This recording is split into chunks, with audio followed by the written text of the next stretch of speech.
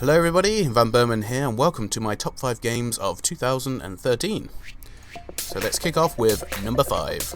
And here we have Magic 2014. It came out towards the start of 2013 and I have to say I enjoy the Magic games quite a lot. I enjoyed I don't think I played 2013, I played 2012 and that was quite a good game. But they've made lots of improvements this time around for such things such as the sealed deck aspect to it. And it was actually really fun and enjoyable. I managed to play it with a couple of people that are actually also into that sort of thing, which is helpful, of course, if you've got friends that are willing to play it. It's a difficult game, and of course it's much like the card game in real life, not that I'll go through that, of course, but it has been one of the games which I really look forward to. And when it came out, aside from the fact that you couldn't just make a deck out of whatever cards you'd managed to acquire, it pretty much did what it said on the tin, and yeah, I was fairly good at it, I suppose, in a certain sense. Also, the challenges and stuff were quite nice to be added in there, and it gave you a lot to do. So that's why it's managed to earn a place on the 2000 and top 5 games of 2013 list. I must say I did struggle with trying to decide these because a lot of the games which I've been playing this year came out in 2012, and hence why, you know, I had to pick games that came out this year. And I realised that I haven't actually played that many. So these are games that I've played, so I know that so that's why they make it onto my list. Anyway, without further ado, let's move on to number 4.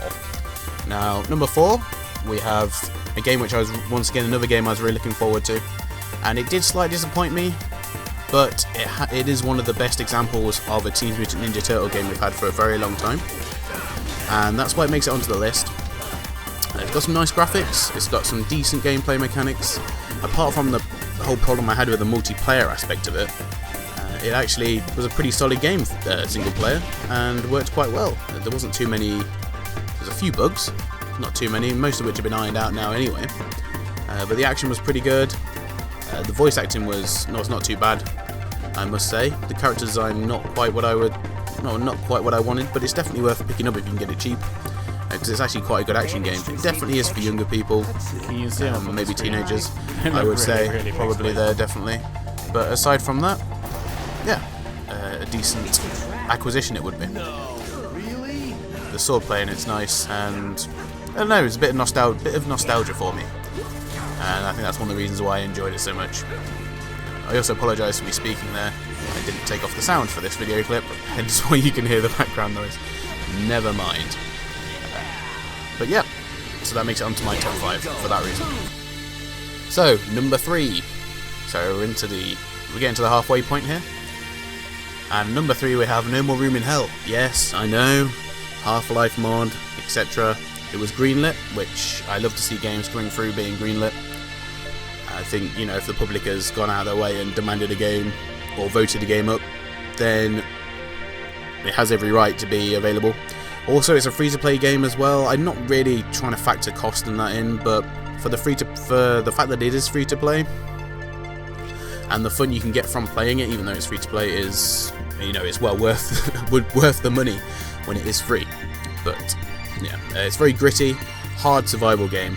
You do have to work with people in order to survive, and I really do think it shows the realities of what a zombie apocalypse might be. I mean, it is obviously contained within the world, of course, and you know, this game really does take DayZ's place. I know the standalone came out this year, but the standalone on its own merits, being in alpha, you know, I'm not considering it being released this year for that reason, that it's in alpha.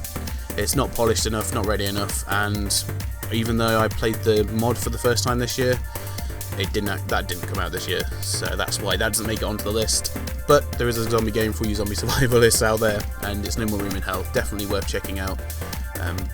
You know, the requirements as well for PC are quite small, so if you can do, and you're not going to be one of these players that runs around stealing all the ammo, then feel free. It's a brilliant game, well worth playing. Number 2. I wonder if you can guess what this game is. You probably can't, although I did do a full playthrough on it, and of course it's Evoland, as you can see now. This game is a bit of a strange one, because it was a game I was really reluctant to buy for ages. I looked at it and thought, that's quite good, and then I read some reviews, and I decided that it's not something that I wanted to play. It didn't sound like it was going to be a good representation of an RPG action game. But when you get down to play it, and I think as long as it's not overhyped, and you go and play it, it's actually a really good game. And some of the great things about it is, you know, it does take you through a bit of a history lesson of RPG action games, and of course you unlock new graphics as you go up, and new different gameplay styles, and it's actually all really very interesting. It's not a particularly long game, it's very much an independent game, and once again this game was greenlit as well, so a lot of people have gone out of their way to, you know, just say that they want to see this game on Steam, and it is a good addition to Steam. It's definitely worth checking out, especially if you're, you know, a younger teenager and you might not have been able to play on, you know, PlayStation 1 or, you know, or something like that. Then, you know, this game really is worth going and checking out. You know, because it's not a long game, and it has different aspects of all sorts of other games to it. It does rip off games quite a lot, and it just tries to be funny, which doesn't do particularly well. But the reason this game is so high up on my list is because it really surprised me this year. It was a game which I was expecting not to like, and I bought reluctantly in a sale, but I didn't regret it at all. It was definitely one of my best purchases this year, and one of the best games I've played this year from an RPG action standpoint as well. So that's one I definitely recommend checking out, especially at the minute, if you're watching this just shortly after I put it up, because it is, of course, pretty much every Steam game is on sale at the minute. So there you go. And number 1, now this might surprise a few people, but it might not if you've already seen the rest of the list. We have Rome 2 Total War. Yes, I know I've had all the problems with it, with the DirectX especially, and the graphics, and gameplay, and turn times, all these problems. Now, a lot of them have been fixed. There is always going to be work for the creative assembly to go and fix. But it is a very good game. There's no doubt about it. It's definitely one of the best releases on PC we've had all year. It's one of the games I've actually enjoyed the most. I've really enjoyed playing it, despite the fact this made me sit around for a long time waiting for the next turn. It's got a lot of nice elements to it, and I can't fault it too much. People have been overly critical on it, and I think that's just because of how good a game Shogun 2 was. And Shogun 2 was really polished, but it didn't have all the variation of troop sizes. You know, the map was, obviously it's smaller than Rome 2. You know, they did a really good job on Shogun 2. I just think Rome 2 doesn't get the credit it deserves. That's not why I've made it Game of the Year out of pity, but it's been the game that I've enjoyed the most, and that's why it's there. And even though it was overhyped at the start, because it was, you know, I really enjoyed it, and I really enjoyed the different elements it had to it.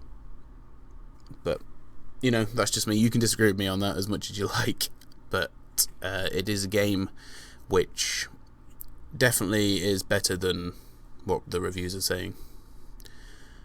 And yeah, that's all. I hope you enjoyed my top 5 games of 2013.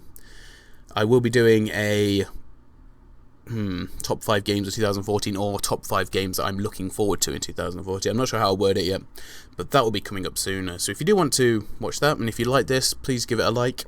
And if you disagree with my selection, which I presume most of you will, especially the console gamers of you out there, seeing as these are all PC games, then let me know. Anyway guys, thank you very much for watching this video, and I will see you very soon. Goodbye.